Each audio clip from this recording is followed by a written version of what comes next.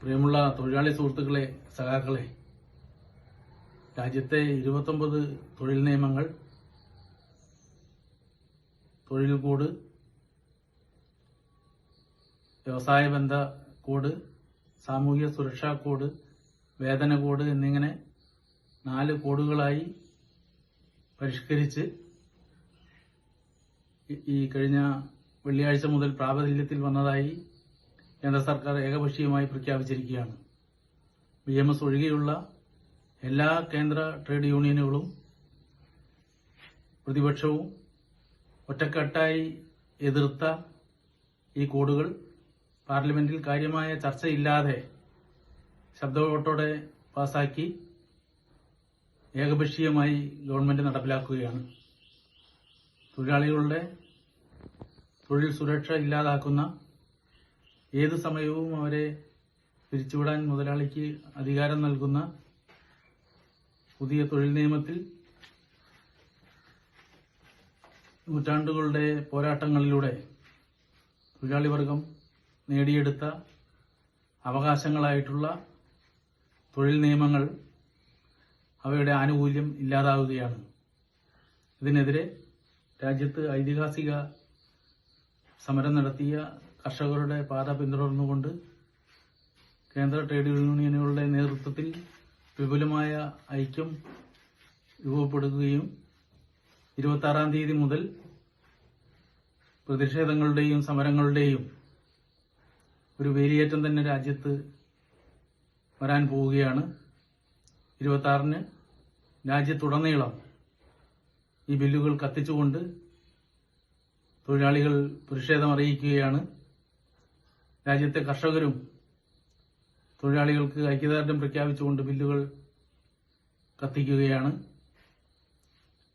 CPM ഉൾപ്പെടെയുള്ള ഇടതുപക്ഷ പാർട്ടികൾ തൊഴിലാളികളുടെ സമരത്തിന് പിന്തുണ പ്രഖ്യാപിച്ചു കഴിഞ്ഞു.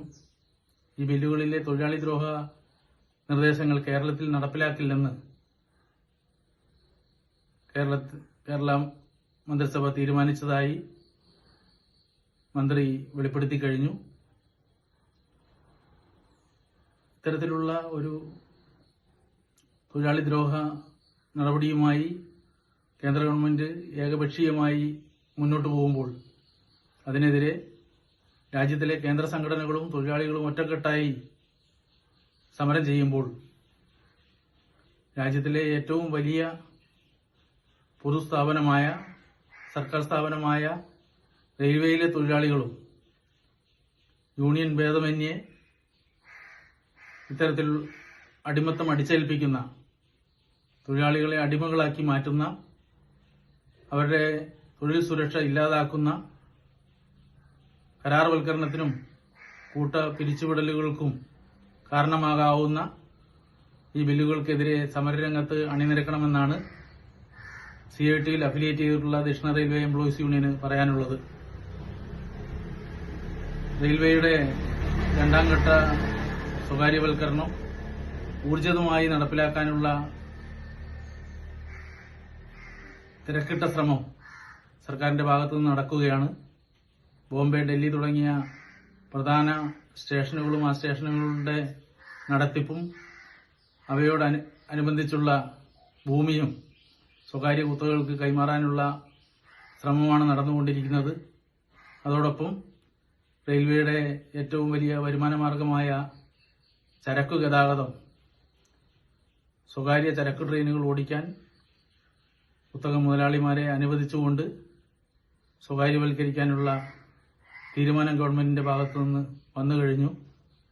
ലേബർ കോഡുകളെ എതിർത്തുകൊണ്ട് രാജ്യത്തിന്റെ പൈതൃക സ്വത്തായ, ജനങ്ങളുടെ സ്വത്തായ റെയിൽവേയെ കുത്തകകൾക്ക് വിറ്റഴിക്കുന്ന നയത്തിനെതിരെയും സമരരംഗത്ത് അണിനിരക്കാൻ റെയിൽവേയിലെ എല്ലാ ട്രേഡ് യൂണിയനുകളും, എല്ലാ റെയിൽവേ തൊഴിലാളികളും 1974 ഐതിഹാസികമായ റെയിൽവേ പണിമുടക്കിന്റെ അനന്തരാവകാശികളായ, സമരവീര്യമുള്ള, രാജ്യസ്നേഹികളായ റെയിൽവേ തൊഴിലാളികൾ ഒറ്റക്കെട്ടായി രംഗത്തിറങ്ങണമെന്ന് ദക്ഷിണ റെയിൽവേ എംപ്ലോയീസ് യൂണിയൻ കേന്ദ്ര കമ്മിറ്റിക്ക് വേണ്ടി ഹൃദയത്തിന്റെ ഭാഷയിൽ, സ്നേഹത്തിന്റെ ഭാഷയിൽ അഭ്യർത്ഥിക്കുന്നു. ഇൻകുലാബ് സിന്ദാബാദ്, തൊഴിലാളി ഐക്യം സിന്ദാബാദ്.